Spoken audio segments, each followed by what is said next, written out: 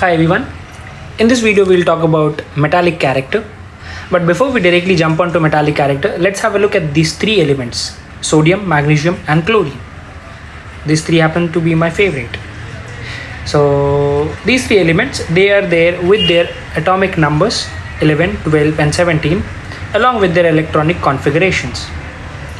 So if you'll observe carefully, the three elements, this is the outermost shell, outermost shell, outermost shell, and they have 1, 2 and 7 electrons respectively.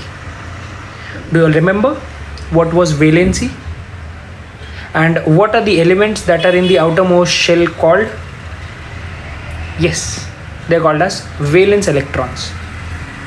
So the number of elements that are in the outermost shell, they are called as valence electrons, as if sodium is having 1 valence electron, magnesium is having 2 valence electrons and chlorine is having 7 valence electrons. Now if at all it wants to complete its octet, sodium should lose this electron. Okay, it is easy for sodium to give away this electron, so this is what sodium chooses. It loses 1 electron. On the other hand, magnesium finds losing this electron easy, so magnesium loses these 2 electrons, whereas on the other hand chlorine has another option of receiving 1 electron. Okay, it is having 7 electrons in its outermost shell and it finds easy to gain 1 electron to complete its octet, so it will gain. Now why are we studying this? It is because of the definition of metallic character. Those elements which have the tendency to lose their valence electrons and form positive ions are considered metals. So emphasize more on these words: tendency to lose their valence electrons are considered as metals. So the elements that are going to lose their valence electrons, they will be considered as metals. For example, in our case, sodium is losing, magnesium is losing, but chlorine is gaining. So therefore sodium is a metal, magnesium is a metal, whereas chlorine, which was gaining instead of losing, so therefore chlorine would be a non-metal. And before we wind up with this part, there is a very important note that the elements that lose electrons to complete their octet, like in our case we have sodium and magnesium. So the elements that lose electrons, they are reducing agents. Okay, and we all know, how did we define metals? Metals are those elements which will lose electrons, so therefore metals are good reducing agents. So now in front of us we do have group 1a elements, and among these elements we don't have hydrogen over here. And why is that so? It's because hydrogen is not considered as a metal, though it is placed in the group wherein all other elements are metals. Okay, so the position of hydrogen is a bit of flaw in the modern periodic table, but anyways, let's focus here.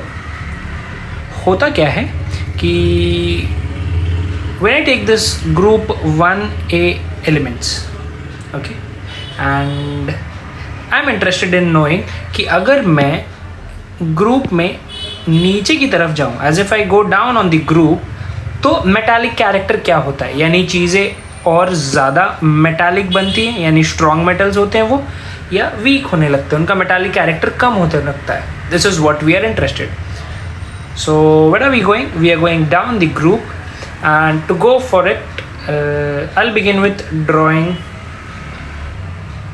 this pink color francium. Why is that? Because francium is radioactive and the properties of this francium are not known to us. So hydrogen and francium will not consider these two elements. And let's start with lithium's electronic configuration. We know this is how lithium would look like because it is having 3 electrons. So the first shell would have 2 and the outermost shell would have 1 electron. And I'll take the next element as rubidium and I'll draw the electronic configuration somewhat like this. Okay, so this is my best possible attempt of drawing rubidium, and do check if it does have 37 electrons.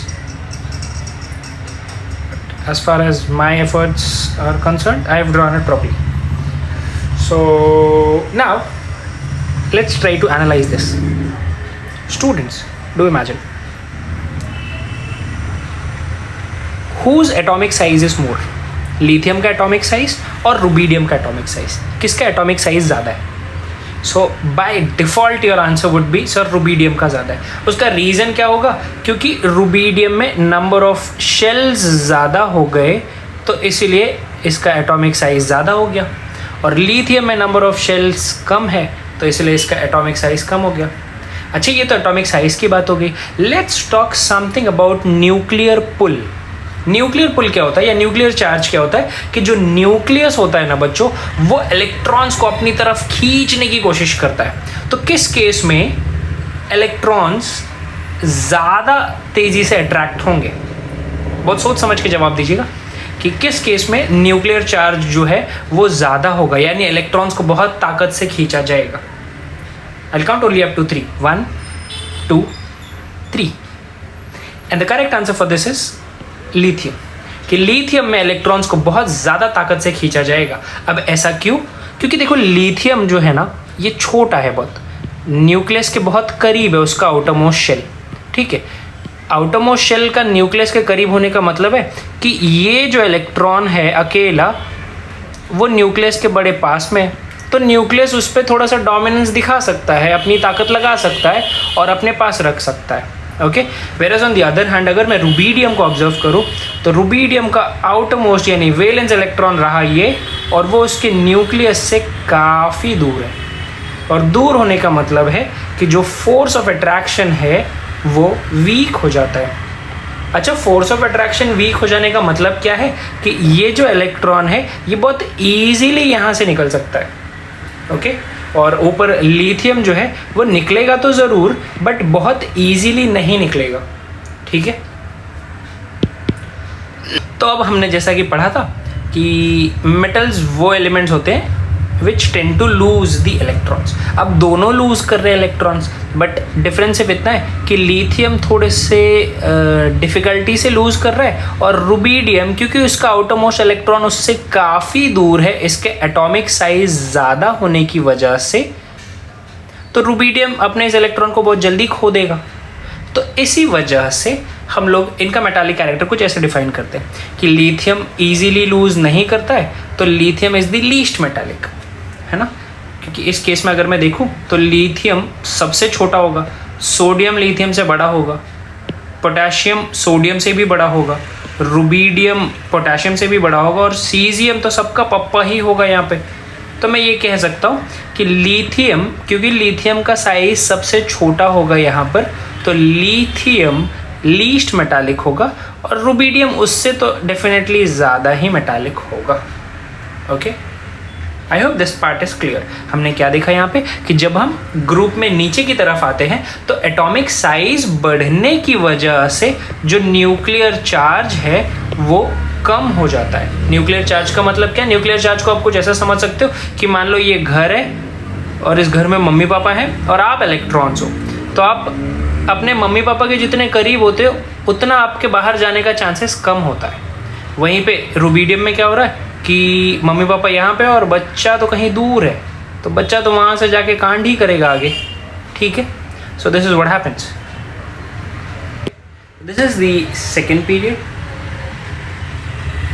and the last time we went on down the group, and this time we are going to move across a period as if from left to right। हम लोग ऐसे जाएंगे और ये देखने की कोशिश करेंगे कि मेटालिक कैरेक्टर का क्या होता है, क्या चीज़ें और मेटालिक होती हैं या कम होती हैं metallic. Okay, and if you all have not forgotten, हम लोगों को पता था मेटल्स वो होते हैं जो इजीली अपना इलेक्ट्रॉन्स लूज कर दे। जो जितनी आसानी से अपना इलेक्ट्रॉन दे देगा वो उतना अच्छा मेटल है।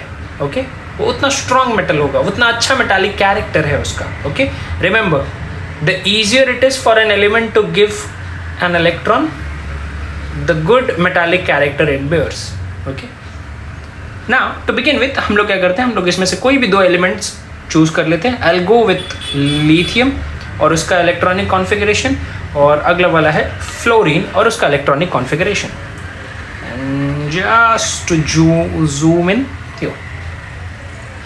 Now, if you'll observe बच्चे लोग, हम लोग ने इसको एटॉमिक साइज वाले केस में बिल्कुल सेम एग्जांपल देखा था, और हम लोग ने क्या देखा था कि लिथियम के पास जो 3 इलेक्ट्रॉन्स है वो तो हमने यहाँ पे ग्रीन कलर से दिखा दिए, साथ ही में लिथियम के पास 3 प्रोटॉन्स होंगे न्यूक्लियस के अंदर, और फ्लोरीन के पास जो 9 इलेक्ट्रॉन्स है वो हमने दिखा दिया यहाँ पर, और 9 प्रोटॉन्स न्यूक्लियस के अंदर। हमको पता है कि इसके न्यूक्लियस के अंदर कम प्रोटॉन है, इसके न्यूक्लियस के अंदर ज़्यादा प्रोटॉन है। शेल्स दोनों के पास 2-2 हैं, इसके पास भी 2 शेल है, इसके पास भी 2 शेल है। तो इस वजह से क्या हुआ, इसके पास कम प्रोटॉन थे, तो कम प्रोटॉन लोग यानी कम लोग अंदर से खींच रहे हैं, और कम लोग खींच रहे हैं इसलिए ये चीज़ फैल गई। बट वहीं पर अगर हम लोग देखें फ्लोरीन को, फ्लोरीन में उसी उतने ही जगह में से ज़्यादा लोग अंदर की तरफ खींच रहे हैं, इसलिए ये थोड़ा सा श्रिंक हो जाता है। श्रिंक होने का मतलब ये थोड़ा सा छोटा हो जाता है। अब एक बात बताना, now it is very logical for you people कि इन दोनों ही केसेस में ये जो इलेक्ट्रॉन है ये इजीली बाहर आ सकता है, या इसके जो इलेक्ट्रॉन्स है ये इजीली बाहर आ सकते हैं। I will count up to 3, 1 2 3। So the answer is ये बहुत इजीली आ सकता है। इनफैक्ट इसके इलेक्ट्रॉन्स तो बाहर आएंगे भी नहीं, क्योंकि इसके आउटर मोस्ट शेल में 7 इलेक्ट्रॉन्स है, तो उसको उल्टा 1 इलेक्ट्रॉन चाहिए कहीं से, ना कि वो किसी को देगा। और हमको एक बात पता है कि अगर किसी एलिमेंट से इलेक्ट्रॉन इजीली बाहर आ जाए तो वो एक अच्छा मेटल है। ओके, तो वो एक मेटल है, और अगर बाहर ना आए तो वो एक नॉन मेटल होगा। So I guess this statement would justify it. This electron is easy to remove because nuclear pull is less, whereas on the other hand, nuclear pull is more, therefore electron cannot be lost easily. और हमको पता है ये easily loose कर दे रहा है तो ये मेटल, और ये लूज नहीं कर रहा है तो ये नॉन मेटल। तो हमने क्या देखा कि मेटल से नॉन मेटल होने की कगार पे आ गया है ये, अगर मैं लेफ्ट टू राइट जाऊँ, यानी मेटालिक कैरेक्टर यहाँ से यहाँ जाने पर डिक्रीज हो रहा है। Here I have drawn a sample of the periodic table. This is completely blank. Okay? और इसको सोचने का बच्चों एक और तरीका है कि if you observe the periodic table given in your books, तो यहाँ पर ऐसे कुछ एलिमेंट्स होंगे जैसे ब्रिज के फॉर्म में दिए होंगे। ये जो एलिमेंट्स होते हैं ये मेटलॉइड्स होते हैं। मेटलॉइड्स का मतलब होता है ऐसे लोग कि जो मेटल की भी प्रॉपर्टीज़ दिखाते हैं और नॉन मेटल की भी। इन मेटलॉइड के राइट साइड में जो भी जोन है वो होता है नॉन मेटल्स का, और लेफ़्ट में जो जोन है वो होता है मेटल्स का। तो बस यहीं से भी देखने वाली बात है कि पहले मेटल था, फिर मेटलॉइड बना, और फिर नॉन मेटलॉइड बना जब मैं ऐसे जा रहा था। तो इसका मतलब कि मेटालिक कैरेक्टर डिक्रीज़ हो रहा है। अच्छा, अगर मैं डाउन द ग्रुप आऊँ, ऊपर से नीचे आऊँ, तो मेटालिक कैरेक्टर क्या हो रहा था? इंक्रीज हो रहा था। और अगर मैं लेफ़्ट टू राइट जाऊँ तो डिक्रीज हो रहा था। ओके, और अगर आपको याद हो तो एटॉमिक साइज का भी बिल्कुल ऐसा ही चार्ट बना था। इनफैक्ट हम लोग एक काम करते कि हम डिक्रीज नहीं, हम इंक्रीज के लिए पढ़ते, तो फिर बाद में याद रखना भी आसान होगा हमारे लिए कि अच्छा राइट साइड में इस तरफ जाने पर डिक्रीज़ हो रहा था, तो हम बिल्कुल उल्टा अगर सोचे कि इस तरफ आने पर इंक्रीज़ होगा। And this is exactly how the chart for atomic size looked. Okay, और इसका बिल्कुल वाइसे वर्सा है बच्चों non metallic character, exactly similar. Just give it A try, देखो क्या समझ में आता है क्या। नॉन मेटल्स वो होंगे कि जो ईजिली इलेक्ट्रॉन्स गेन कर लें, मेटल्स वो होते जो इजीली लूज कर दें। नॉन मेटल्स वो होंगे, या अच्छा नॉन मेटल वो होगा कि जो इजीली गेन कर ले। ओके, इजीली गेन कौन करेगा? जिसका न्यूक्लियर पुल कम होगा या ज़्यादा। देखो, न्यूक्लियर पुल अगर कम हुआ तो इलेक्ट्रॉन छूट जाएगा, बाहर चला जाएगा, मतलब माँ बाप का पुल कम है, माँ बाप का खिंचाव कम है अगर बच्चे के ऊपर, तो बच्चा भाग जाएगा। बट अगर न्यूक्लियर पुल ज़्यादा है, मतलब एटॉमिक साइज अगर किसी की कम है, न्यूक्लियर पुल ज़्यादा है, तो वो आजू बाजू वाले इलेक्ट्रॉन्स को भी खींच लेगा अपनी तरफ।